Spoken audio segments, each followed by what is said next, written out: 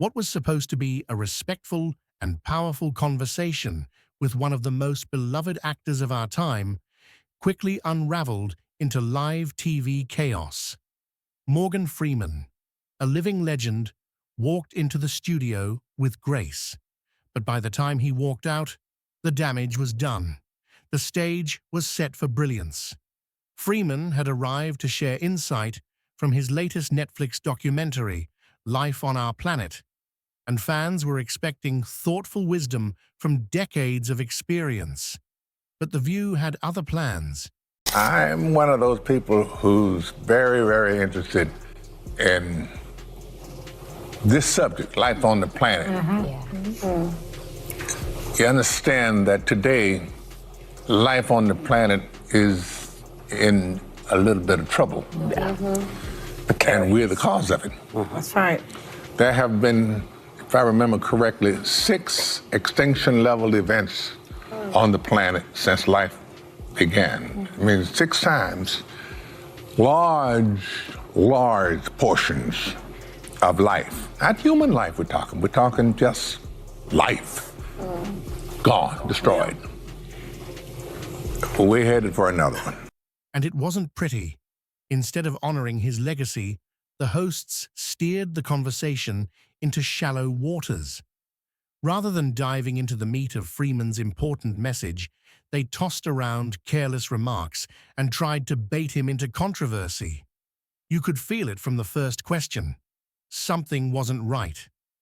The room felt tense, as if the hosts were waiting to pounce rather than listen. Freeman, though composed, could clearly sense it too. Joy Behar, never one to miss an opportunity to stir the pot, jumped in almost immediately with a forced question that sounded more like a trap than real curiosity. Her voice was sharp, her tone loaded, and Freeman stayed calm. She said, "Did seeing the rise and fall of species change your perspective on life?" But the way she asked it, you could tell she was pushing an agenda. Freeman's face didn't flinch, but his eyes said everything. He responded with that signature calm voice, explaining it didn't change it, it enhanced it. And suddenly, you could feel the temperature in the room drop. He wasn't playing their game, not for a second. As he calmly referenced driving an electric car and thinking deeply about the planet, Joy couldn't hide her frustration. Her smirk faded, replaced with that uncomfortable frown she wears when her narrative slips away. Then came Sunny Hostin with her classic bait-and-switch tactic. Well, it's tenacious if we would just leave it alone. Leave it alone. And the human interruption of all of that is what's causing all the problems. I hope that it's not too late. But let me ask you this, Jeff. Did seeing the rise and fall of all these species, because some are coming in too, right? And many are leaving the planet. Did that change your perspective on life? My perspective on life, I don't think it changed my perspective. It just enhanced it. Because for a long time now, I've been listening to what they say about, I drive an electric car. Instead of continuing the thoughtful conversation, she swerved hard into race politics, completely blindsiding everyone watching. She asked, "Some politicians are trying to erase Black history. You're making sure people don't forget, right?" She brought up Freeman's documentary about the 761st Tank Battalion, but not to honor it. She wanted drama. Freeman didn't lash out. He didn't fall for it. He simply answered with quiet strength, reminding the world that Black history is American history. And just like that, Sunny's attempt to twist the message collapsed. Meanwhile, Whoopi sat there nodding, barely contributing, watching the awkwardness build. It was obvious she didn't know how to step in without making things worse. And that silence was louder than words. Suddenly, they all looked lost, not just uncomfortable, but genuinely confused about how to handle Freeman's steady presence. He wasn't reacting how they hoped, and it was unraveling fast. even when Freeman mentioned how rare it was to see black actors in his youth, and how frustrating it was to only be portrayed as servants. The hosts looked more shocked than supportive. How is that possible? Instead of giving him space to reflect, Joy jumped back in with forced laughter and awkward comments. It was almost like she wanted to move on without really engaging. It was insulting. And then came the most suspicious moment of all. I want to ask you about a different documentary. Go ahead. As some politicians around the country try to erase Black history, you're making sure people don't forget vital parts of our past, including this documentary that you executive produced called 761st.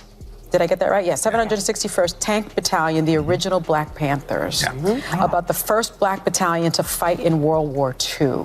First Black Armored Battalion. Yes, and you served in the Air Force. I know that. This film was then very personal to you. Oh, yes, having start in the 40s and move up. And how many times did I see black people in the movies? And if I did see them, what were they doing? There were servants. Servants. They were always. I know it's appalling. I can give you the name. If you watch old movies, Betty Davis movies are particularly, even though she's great, and it's the period. It's not her of time fault. that It's the the movies period. were made. It's upsetting to watch. Tell you the Well, truth. it shouldn't be that way because somebody did make money. Yeah. The entire segment disappeared from The View's official YouTube page, wiped clean like it never happened. But the internet doesn't forget. Fans immediately noticed the clip was gone. Why did they delete it? People asked across social media. The answer became obvious. They were embarrassed that Freeman exposed them without even raising his voice. His calm, intelligent answers completely unraveled their usual routine. He refused to play the victim, refused to be baited into outrage, and that made the hosts look like they were the ones out of line. It wasn't just awkward, it was a total collapse of control on live TV. Whoopi, Joy, and Sunny had no idea how to redirect, recover, or regain the upper hand. Freeman sat there cool as ever, stealing the spotlight with pure class. When the segment ended, Whoopi mumbled something about running out of time, a classic excuse. But viewers weren't fooled. It was crystal clear they wanted him off that stage before he made them look worse than they already did. But the real twist came when clips from the interview began circulating on independent platforms. People who had recorded the segment quickly uploaded it online, and viewers around the world got to see what The View tried to hide. Freeman's calm resistance went viral overnight. As fans shared the footage, one message became clear. Morgan Freeman wasn't just a guest. He was the only adult in the room. His quiet confidence clashed directly with the show's loud, scatterbrained energy, and the contrast was impossible to ignore. People began calling it one of the most awkward interviews in daytime TV history. And they weren't wrong. The hosts, who are usually so loud and proud, looked completely outmatched by Freeman's grace and clarity. One comment summed it up perfectly. Morgan Freeman didn't say much, but he said everything. That's the power he holds. He doesn't have to raise his voice to dominate the conversation. That's the time. Now look at today, things are, we're always in flux. Yeah. Always. But we've always been here. Yeah? Fluxing out. Flux. Exactly. I had a question, but we run out of time. Listen, this is extraordinary, this documentary. Oh, yeah. I agree. And this time, he didn't just dominate, he exposed them. While Freeman was trying to discuss ancient extinctions, planetary cycles, and humanity's place in nature, the hosts were trying to score political points. They didn't want a discussion, they wanted outrage, and he refused to give it to them. Joy kept making these strange, smug comments like she was waiting for him to agree with her alarmist views. But Freeman refused to panic. Instead, he brought facts, history, and a tone of reason. And that's what truly shook them. When Sonny tried to flip the narrative toward victimhood and politics, Freeman held the line. He spoke about his pride in the 761st, the Black Tank Battalion of World War II, but he didn't let her turn it into a cheap political soundbite. That silence after his answer. That was checkmate. And while all this was happening, Whoopi sat quietly, almost too quietly. Her usual fiery spirit was nowhere to be found. You could tell she knew things had gone off the rails, but she had no idea how to bring it back. And the hypocrisy didn't stop there. While the hosts pushed doom and gloom messages about climate change, they ignored the fact that Freeman's documentary was about resilience, about survival. They twisted the topic into panic, but Freeman brought perspective. That's what scared them the most. He wasn't afraid of their tactics. He knew exactly what they were trying to do, and he didn't take the bait. Every word he said made it harder for them to control the narrative. By the time the credits rolled, it was obvious. This wasn't the interview they wanted. It was the one they couldn't handle, and the audience noticed. Social media lit up with comments about how off-balance the hosts looked next to Freeman's calm authority. Viewers compared it to a masterclass in patience and poise. People were stunned that the segment got so little airtime, only a few rushed minutes, while other guests get entire episodes to push shallow talking points and silly gossip. It was a disgrace. They had Morgan Freeman in their studio, and they treated him like a side act. I don't think there is an issue of race in Hollywood.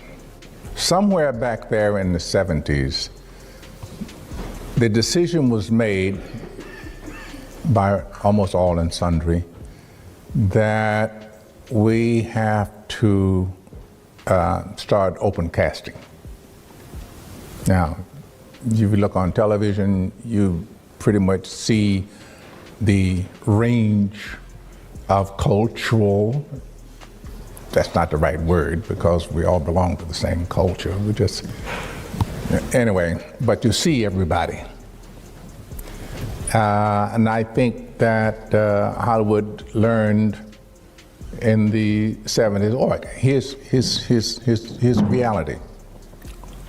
Isaac Davis directed a movie called Cotton Comes to Harlem. It made hundreds of millions of dollars. And of course, Hollywood is colorblind. It only sees green. This wasn't some up-and-coming influencer. This was the voice of the Shawshank Redemption, Driving Miss Daisy, and March of the Penguins, and they fumbled it. But Freeman wasn't finished yet. Not long after that chaotic appearance, he gave a lecture at the Oxford Union. And that's when the real truth came flooding out. Without interruption, he spoke openly about race, history, and how Hollywood has evolved. He explained, "I don't think there is an issue of race in Hollywood," and the room went silent. He talked about how the industry shifted toward open casting in the 70s, and how what really matters in Hollywood is green, not black or white. He wasn't saying racism never existed. He was saying things have changed, and that change needs to be acknowledged. But you could tell The View didn't want that message, because it didn't feed their outrage machine. The contrast between that Oxford speech and the mess on daytime TV was almost laughable. On one hand, Freeman was given space to speak, and his message was powerful. On the other, he was boxed in by a panel of hosts too focused on making headlines to actually listen. The real tragedy here wasn't just a missed opportunity. It was the intentional silencing of wisdom. Freeman came to speak about survival, history, and hope, and instead, He was tossed into a minefield of cheap politics and performative outrage. They didn't just waste Freeman's time, they wasted the audience's too. Viewers tuned in expecting insight from a man who's spent decades shaping the cultural conversation. Instead, they got a sloppy ambush that backfired spectacularly. And yet through it all, Morgan Freeman never cracked. He never raised his voice, never lost his cool. He remained composed, thoughtful, and unshaken. And in doing so, he exposed the view more effectively than any rant ever could. That's the thing about true class. It doesn't need to scream to be heard. While the hosts flailed, Freeman stood tall, proving once again why he's in a league of his own. Calm, wise, and fearless, that's the Morgan Freeman we saw that day. At the Oxford Union, he doubled down, not in anger, but in truth. He explained that Hollywood had changed, and though progress is far from perfect, the focus now should be on unity, not division. But that's not the message The View wanted. Freeman's refusal to play their game was a quiet revolution. It reminded millions of viewers that real strength doesn't come from shouting. It comes from standing firm in your values, even when the cameras are rolling and the pressure is high. And people noticed. Articles started popping up, calling the segment a train wreck, a masterclass in missed opportunity, and even a disaster in disguise.